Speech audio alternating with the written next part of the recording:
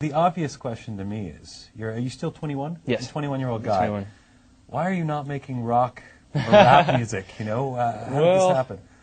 When I get out of bed in the morning, I really kind of find out pretty abruptly that I don't have the kind of voice that's suitable for that kind of music.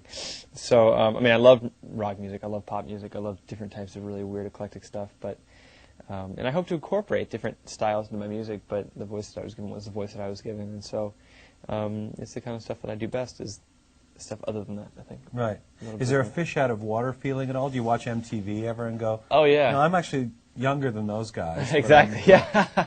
It's like, yeah, definitely. I think sometimes I say to myself, okay, well, yeah, they're there looking like they're having a great time and doing that kind of music, but you know, I'm having an equally good time doing the kind of music that I'm doing. It's not, you know, one big party, but it's great. I kind of like the fact that when we started with the CD, it wasn't like directly in that world. It wasn't something that you could immediately say, okay, well, it's a pop artist, it's a rock artist. Right. I've had a really great time actually bringing a lot of people that normally listen to that kind of music kind of into something a little bit left of center. So even though it's a lot harder work to do that, I think it's much more gratifying to find that people have done that. Now, you know, once you worked really hard on the website, we say, you know, what do you listen to? And they'll say, you know, I listen to Nelly, I listen to Linkin Park, Eminem, That's Josh great. Groban. And You know? Josh Groban. Yeah, so Yeah.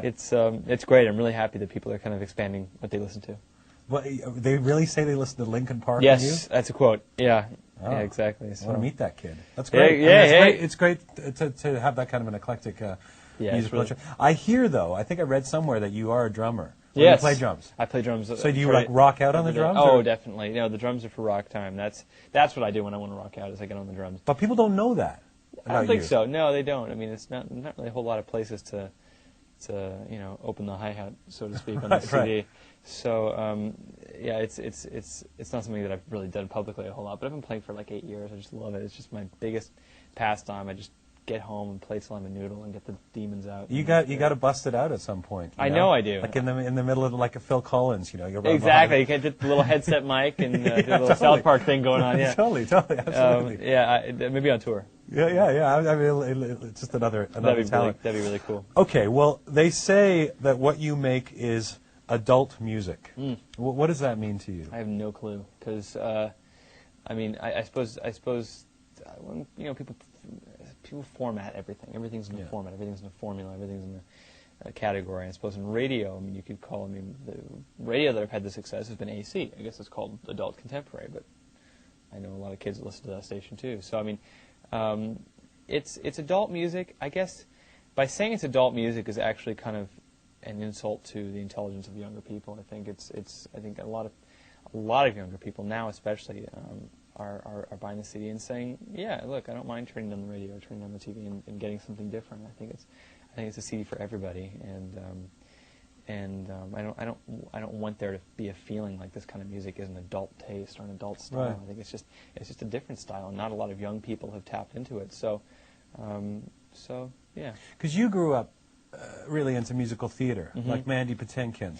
I grew up listening to a lot of different musical theater people, Mandy Patinkin, you know, Princess Bride, and Sunday in the Park with George, and a lot of different stuff that he's done. He's somebody that really was great at you know, telling a story with a song and being able to put your foot in a little bit of everything. You know, those were the kind of people that I looked up to, people who weren't afraid to, you know, say no to those invisible lines that say you can't do this and this at the same time. So yeah, I grew up wanting to do theater. I grew up wanting to do interesting theater, not just Broadway, but just stuff with different sounds and different instruments. I grew up listening to like Paul Simon's Graceland and hearing all the African rhythms and saying, "Oh man, that's how different. That's really cool." So, so I guess, you know, just everything kind of. But you didn't. I guess, I mean, you weren't listening to that stuff like Sweeney Todd and going, "That's adult music."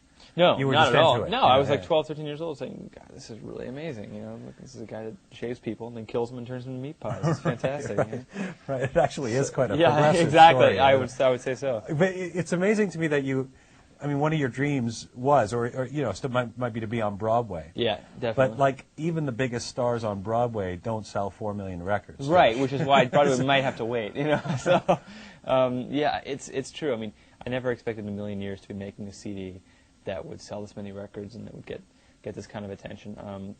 My bar was set at a certain height, and that was, you know, big major theater one day. For someone like David Foster to come along and say, you know, let's take that bar and let's move it way up here. You know, that was a big risk for me. and it was a lot of hard work, but he's gotten me to the point now where, you know, the dreaming doesn't even stop. I mean, so the Broadway is definitely something that I'd like to do in the future, but, you know, as long as I can keep playing me and go out and be my own character and do songs that I want to sing, that I'm comfortable for me, that were written for me, and connect with people on a very personal level, that's the biggest dream I think anybody could have. Let me ask you a couple of music questions. What does what does singing mean to you? You know, you were just saying that playing drums is a cathartic for you. Right. Does singing have that role? Or singing is the same way in a different way. I think singing is more. Different things come out when you do different things. Drumming is more for. I mean, I don't know. Drumming is fun. Drumming is a hobby. Singing for me is probably my truest form of communication. I mean, I think that I can get more out when I sing than I can when I talk. So, yeah, singing is my time for, you know, even when I don't even know that it's happening, for me to get across everything that I'm feeling inside. And you know, I think a lot of people have kind of gotten that from the CD. I get so many amazing letters from people that just say, you know, I don't know why, but this song just connected with me for some reason. And so, you know, there's a lot of different moods on the CD. So, it's definitely, sometimes it's not as fun as playing the drums, because when I sing, I can't lie when I sing. I can't say, oh, I'm going to try. That's why I can't say I'm going to try this style. I'm going to try this style. I just have to be me, and whatever comes out comes out. So it can be kind of scary sometimes. I once had an opera coach tell me there are interpreters and there are creators. Right. What do you consider yourself? I think that any good interpreter winds up becoming the creator. I think when you're, you know, on this song. I mean, when you're speaking of interpreters and creators, I didn't write any music on this song, on this CD, but you have to pick music that becomes your own. You have to pick music that you would have created had you have that gift of writing, and so, you know, the songs on the CD are songs that I'm just extremely connected to musically and lyrically, and they were ones that I needed to get that story about myself out there with these songs. Do you write? I love to write. Yeah, I did. I did writing all my life, but you know, when you have people like David Foster and John Williams and Ennio Morricone and Walter Afanasieff saying, "Here's some songs," you know, is it that intimidating? Like that, you got 12 songs that are just brilliant, and so you begin to take on the role of song stylist, and much like you would in theater or opera, you take someone else's writing and you go up on stage and you become the communicator to the audience of that writing. And so that's kind of what I did on the CD, and what I definitely plan on doing, I think, for a while. I think that's what I do best. But I would like to definitely do some collaborating as well. Yeah, and I mean, you know, you're just mentioning working with all those esteemed names. I mean, that they are considered the cream of the crop. Sure. And yet, as a 21-year-old, you know, I mean, how do you maintain a sense of you? How do you make sure you don't just become the Josh Groban puppet for David Foster? You know. I guess. Or do you? No. Maybe you are no. that. Maybe I am puppet. that. Exactly. That'll be in slow mo. No, definitely not. I think you know, David and I are amazing collaborators, and we do some great work in the studio, and sometimes we really butt heads as to who I am. You know, and sometimes it's you know, it's who are you to tell me that my opinions are wrong, you know, after I discovered you, and then who are you to tell me that I'm not me when I'm me? You know, it's like it's you know, it's you know, we get into it sometimes, but in the long run, everybody pretty much leaves me alone and lets me be me. The only thing that we wind up working on is the music and making it sound as nice as it can, and that's why I love live performance. That's why I can't wait to go on tour, because it'll just be me in the audience, and it'll just be, you know, no one can stop me when the lights go on. So yeah, it's and like, after all this massive success happening in such a short period of time, I mean, is there part of you going, I'm not quite sure who I am right now? I mean, do you feel a bit lost in just a maze of people all around the world? No, you really feel it? Not at all. I still feel very, very grounded. A lot of that has to do with the fact that every time I go home, you know, I'm with my family, and no matter what's going on in my life, whether it be just extraordinary or just down in the depths of depression, they will bring me back. They'll make the weight back to normal again. And so it's really important to me that I'm around them a lot, so that they're able to do that for me.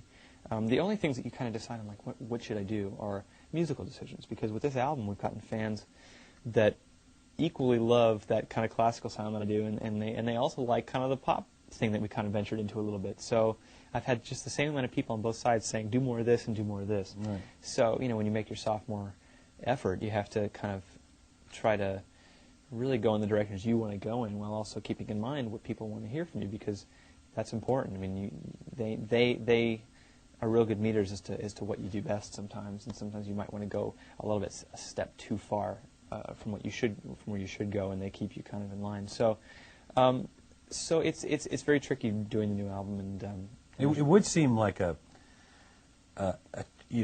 people would be certainly from a marketing perspective, right, trying to pursue one route or the other, pop sure, or classical. Right. Well, actually, in terms of the record label, there's been no pressure on either side of the spectrum. They've been so thrilled with what we've been able to achieve. So, like I said, they're just going to let me do my thing and work with David and work with all these different people.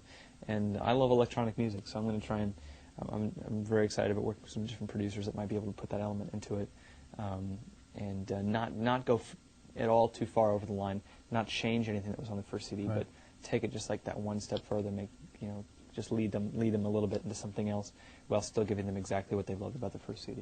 Well, let me ask you about the fans, because you just mentioned the fans, and they do seem to play